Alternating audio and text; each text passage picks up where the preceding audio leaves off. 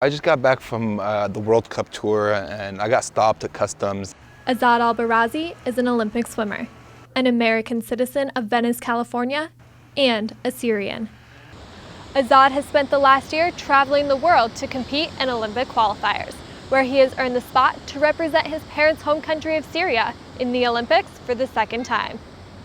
But with the growing unrest in the Middle Eastern country, Azad's American citizenship has not made the well-traveled 28-year-old immune to questioning. I got stopped at customs. I told them I swim for the country of Syria, and they all thought oh, this guy, let's do a more background check. Azad has used this type of experience to share his message. I'm trying to do as much as I can to inform people that Syrian people are not as bad as they think. Yeah, I am an American Syrian, but still, it's not everyone's the same. My parents are 100% Syrian. They grew up in Syria, born in Syria, and they raised me the way they were raised. And look at me. I'm just a normal person like you and I. However, Azad is far from normal. He is an Olympian. At 6'6", with a lean build and massive hands, he was born to be a swimmer. But at the same time, Azad likes to challenge convention. So I swim the breaststroke, and most breaststrokers are actually small. So I have a disadvantage. Breaststroke is an accordion stroke, so you got to get small and then you got to get long at the same time. So for me, getting long is fine, but getting small is the hard part. Azad's desire to get the most out of his ability is what brought him to the Trojan Swim Club to train under Dave Salo. There's 30 Olympians, world record holders, gold medalists, and that's where my swimming career started, and I became from an average swimmer to a world-class athlete. Spending anywhere from 3 to 5 hours in the pool every day with some of the world's best athletes has molded Azad into a top caliber swimmer. You can see in his dedication, so he's always around water, always working out. So he's constantly moving and doing what it takes to get to that next level and represent his country. He's 100% into it, and he's on target, yeah. He looks good physically, mentally, he's set.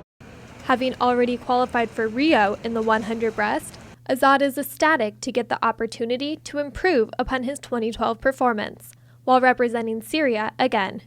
What's going on right now in Syria, they need every hope, every dream of anything to kind of get the spirits up for that country. However, the fight for Azad is not easy.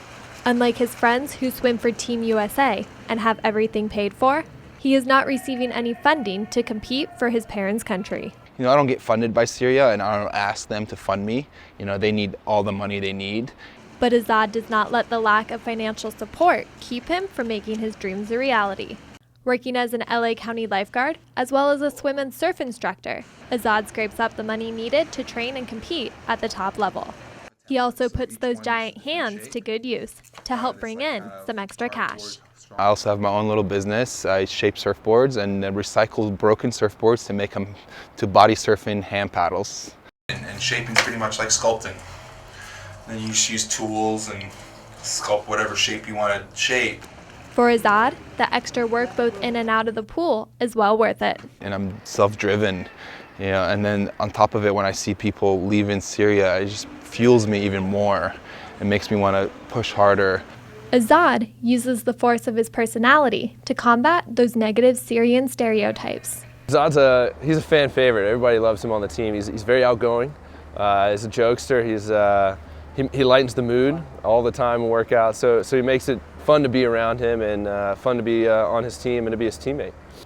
And as he steps on the block in Rio, Azad will draw support from two vastly different countries and cultures, showing that anything is possible.